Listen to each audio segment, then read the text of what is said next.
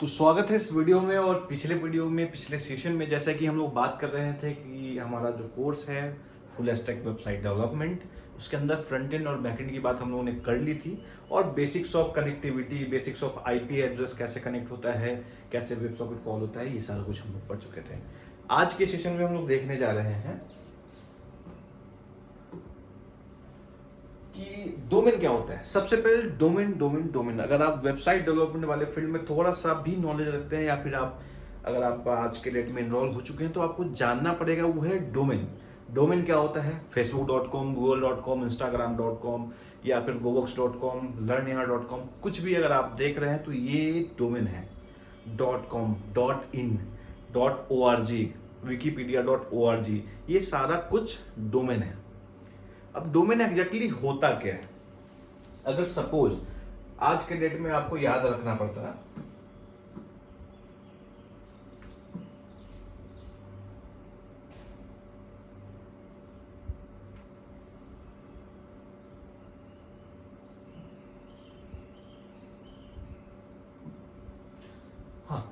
Suppose आज के date में आपको याद करना पड़ता है google.com, जैसे आपने याद रखा है कि कुछ भी सर्च करना है भैया गूगल कर लो, ठीक है। लेकिन गूगल के जगह पे अगर आपको मान लीजिए कुछ भी करना है तो भैया 12.10101 कर लो। मैं फिर से बोलता हूं कि जैसे आप अगर अपने किसी फ्रेंड को सजेस्ट करते हो कि भाई ये चीज खोजना है गूगल कर लो, अगर मान लो कि गूगल की जगह आपको बोलना पड़ता कि भाई कुछ खोजना है 192.191.1.1.01 ऐसे कर लो, तो ये चीज एक तो समझ से परे हो जाती, दूसरी ये चीज याद रखना बहुत कॉम्प्लेक्स हो जाता है। क्योंकि हम लोग इंसान हैं, हमारी मेमोरी लिमिटेड है, मेमोरी का यूटिलाइजेशन लिमिटेड है। और ऐसे भी आजकल तो लोग रील्स में दिमाग लगाने लगे हैं।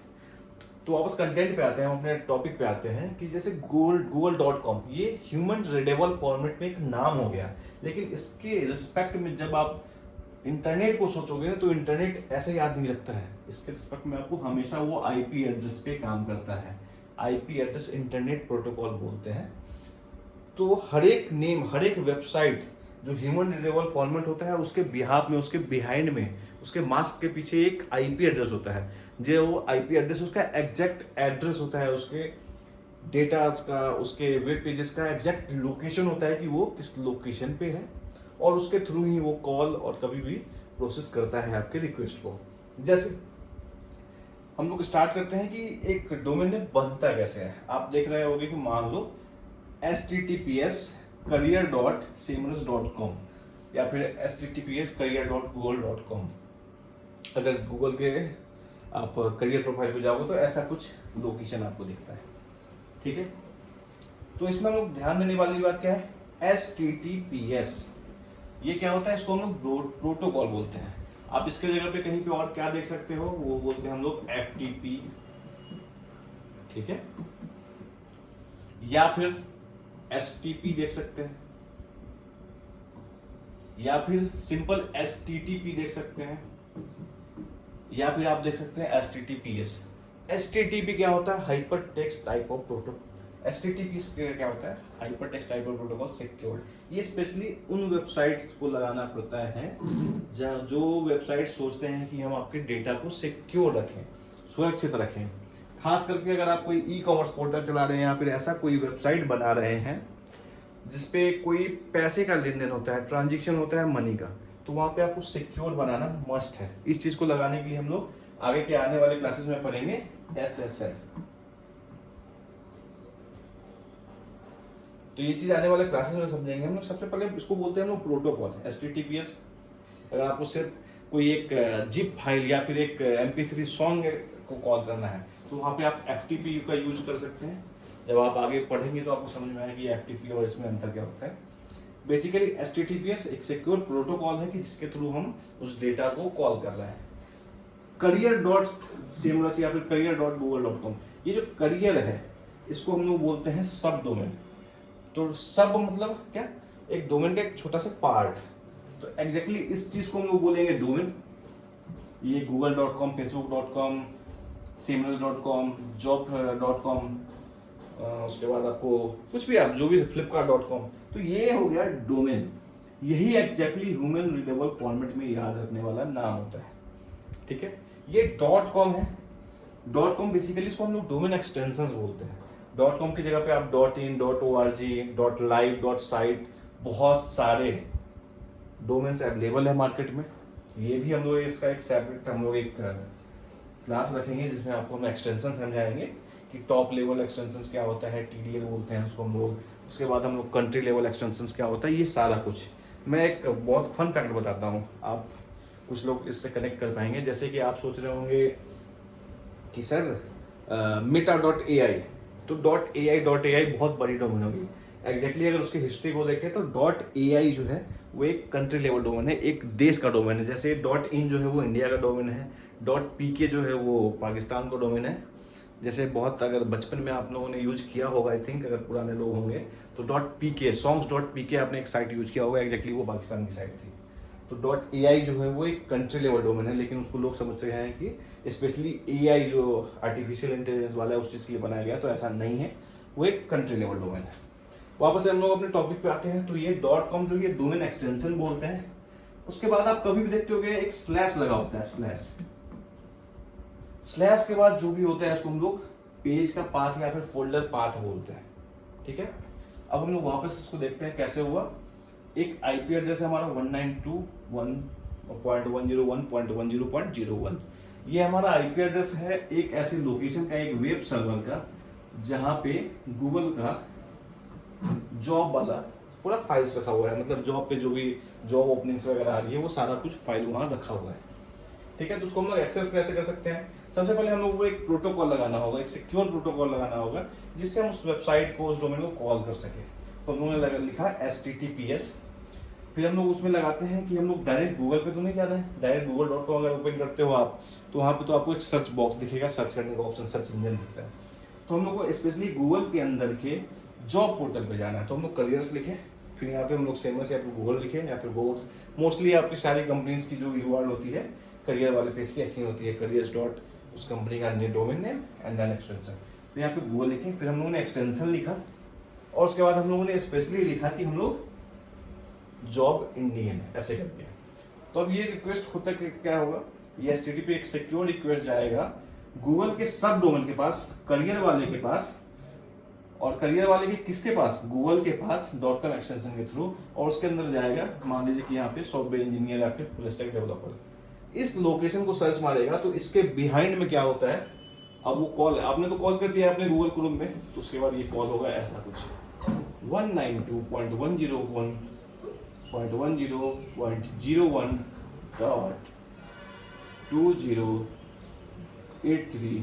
इसको अब हम लोग बोलते हैं, जैसे हम लोग डोमेन नेम स्पेस पाथ बोल रहे, तो यहाँ पे आता है पोर्ट। तो एग्जैक्ट गेम जो होता है वो इस पोर्ट का होता है। मतलब एक वेब सर्वर हो सकता है जो बहुत बड़ा हो। वेब सर्वर जो होते हैं, हम लोग अगर आगे चलेंगे, वेब सर्वर्स होते हैं, जैसे देखो आप एक, ये तो छोटा सा आपको सिस्टम दिख रहा है, इस लेवल का आप एक छोटे से टाउन वाले इलाका का उतने बड़े बड़े साइज के वेब सर्वर्स होते हैं। तो उसके अंदर का एक पोर्ट हुआ, ये गूगल का मान लो पूरा वेब सर्वर है, तो उसके अंदर का पोर्ट हुआ जहाँ पे जॉब वाला सारा डेटा रखा हुआ है, और उसके बिहाफ में एक डेटाबेस है, जिसके डेटाबेस के इस पॉइंट पे आपको उसका डेटाबेस सेव हो रहा है। आपने अप्लाई किया तो वो डेटाबेस यहाँ जाके शो हो रहा है। तो इसको हम लोग जैसे ही कॉल करते हैं HTTPS careers.goworks.com/सॉफ्टवेयर इंजीनियर, तो इस फॉर्म में वो बैकएंड में प्रोसेस होता है कि 192.101.101.2083 इस पोर्ट पे जाके कॉल होगा। जो भी आपको वहां से डेटा आएगा, मान लो कि जैसे आता है jobs.html,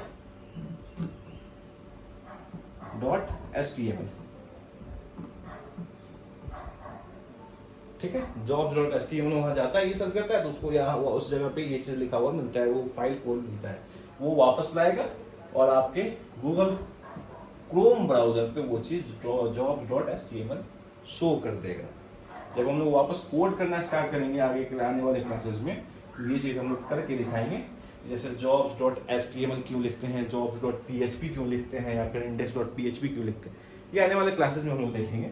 अभी तो हम लोग डोमेन समझ रहे हैं कि डोमेन एक खास तरह का नेम होता है उसके पीछे हम लोग सब डोमेन लगा सकते हैं, www.google.com या फिर jobs.google.com या फिर apply.google.com, forms.google.com, तो ये सब डोमेन लगा सकते हैं। फिर हमारा .com जो है वो एक्सटेंशन है, और उसके बाद का जो आता है वो पेज पाथ आता है या फिर फोल्डर पाथ आता है। तो आई थिंक ये डोमेन का कॉन्सेप्ट आपका क्लियर हुआ। आगे हम लोग चलते हैं।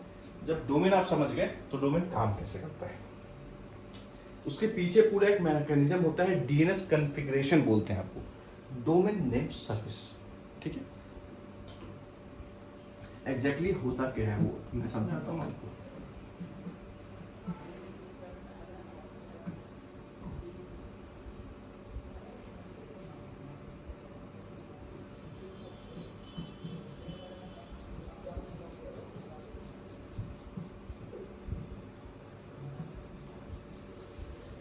google.com, तो इसके ब्याप में जब जब मैं बोल रहा हूं कि 192.101.1.01 ऐसा कुछ, जैसे आप ये कॉल कर रहे हो तो ये चीज कॉल हो जाता है जब भी मैं ये बात बोल रहा हूँ, तो आपके मन में क्वेश्चन आ रहा होगा, सर गूगल क्रोम को कैसे पता चलता है कि भैया इसके जगह पे हमको इसको कॉल करना है, या फिर आपके कंप्यूटर को, आपके मोबाइल को कैसे पता चलता है कि जैसे मैं google.com टाइप करूँ तो उसके बिहाफ में हमको ये सर्च करना है। तो इसी जगह पे मेन रोल आता है डीएनएस कनेक्टिविटी का, डोमेन नेम सर्विसेज। जितने भी डोमेन नेम प्रोवाइडर है वो एक डीएनएस सर्विस यूज करते हैं। डीएनएस एक आप मान के चलिए, एग्जांपल के लिए मैं बता रहा हूँ कि एक ऐसा ऑर्गेनाइजेशन है जो कि एक डायरी मेंटेन करती है कि जो भी डोमेन परचेज हुआ, इसलिए आपको डोमेन परचेज करना पड़ता है। आप नहीं मतलब आप ऐसा नहीं कर सकते हो चाह के कि मैं google.com यूज करूँ, इनका रोल और आपका वेबसाइट खुले। जैसे ही गूगल वालों ने इनको कुछ पैसा दिया है, ठीक है, और उसको google.com को सेव करवा दिया है कि उसके जगह पे मैं इस आईपी एड्रेस को, इस वाले आईपी एड्रेस को ओपन करूँगा, तो ये डीएनएस में एक नेम, उसके बिहाफ में आईपी एड्रेस सेव करना पड़ता है। ये आगे चल के हम लोग पढ़ेंगे इसको डीपली, इसी के अंदर आपका क्लाउडफ्लेयर और बहुत सारी चीज़ें आती हैं। तो डीएनएस सर्विस का मेन यूज क्या है कि आपके डोमेन नेम के बिहाफ में आपका आईपी एड्रेस याद करके रखता है कि जब भी ये डोमेन नेम सर्च हो ये आईपी एड्रेस कॉल हो जाए, जब भी ये डोमेन नेम सर्च हो ये आईपी एड्रेस कॉल हो जाए। ये किसका काम है? डीएनएस है, डीएनएस कनेक्टिविटी। जब आईपी एड्रेस की बात आ गई है, डोमेन हमने परचेज कर लिया है, एक आईपी एड्रेस उसके बिहाफ में आईपी एड्रेस पे कॉल हो रहा है, तो उसके बाद आती है पार्ट वेब सर्वर या फिर होस्टिंग सर्वर का। जैसे हमने अपने डेस्कटॉप से या फिर लैपटॉप से इंटरनेट कनेक्ट किया है, जियो कंपनी का मान लो, और उसके बाद हमने यहाँ पे google.com सर्च किया है, तो उसके बिहाफ में 192.101.101 इस आईपी एड्रेस पे खोज रहा है। तो ये आईपी एड्रेस इस पूरे सर्वर के मान लो इस वाले पार्ट में है, इस वाले पार्ट में है, इस पार्ट में गया, उसको एक पीएचपी कोड मिलती है कि जैसे ही ये हिट आए job.php, तो उसके बिहाफ में आप जाओ, डेटाबेस में जितने भी जॉब सेव होंगे, जो भी एसक्यूएल फाइल में सेव होगा, वो सारे जॉब को उठा के लाओ और वापस आपके लैपटॉप पे दिखा दो। तो ये जो पार्ट आता है, जैसे ही उस डेटा को और डेटाबेस को सेव करने का, उस पार्ट को हम लोग बोलते हैं वेब होस्टिंग या फिर web server. In general way, in modern way, आप सबसे आसान तरीका है, मैं प्रमोशन नहीं कर रहा हूँ, कोई भी आपको गूगल की भी सर्विस, गूगल डोमेन्स होती है, अलीबाबा डोमेन्स होती है, होस्टिंगर होता है, गोडैडी होता है, बहुत सारे कमर्शियल्स आपने भी देख रखे होंगे, प्रचार आपने भी देख रखे होंगे। वहाँ से आप एक डोमेन परचेज करते हो, देन आप एक होस्टिंग परचेज करते हो और दोनों का कनेक्टिविटी कर देते हो नेम सर्वर चेंज करके। क्या चेंज करके? नेम सर्वर चेंज करके, ठीक है। नेम सर्वर चेंज कर दिया, उससे कनेक्ट कर दिया, उसके बिहाफ में आईपी एड्रेस सेव हो चुका है।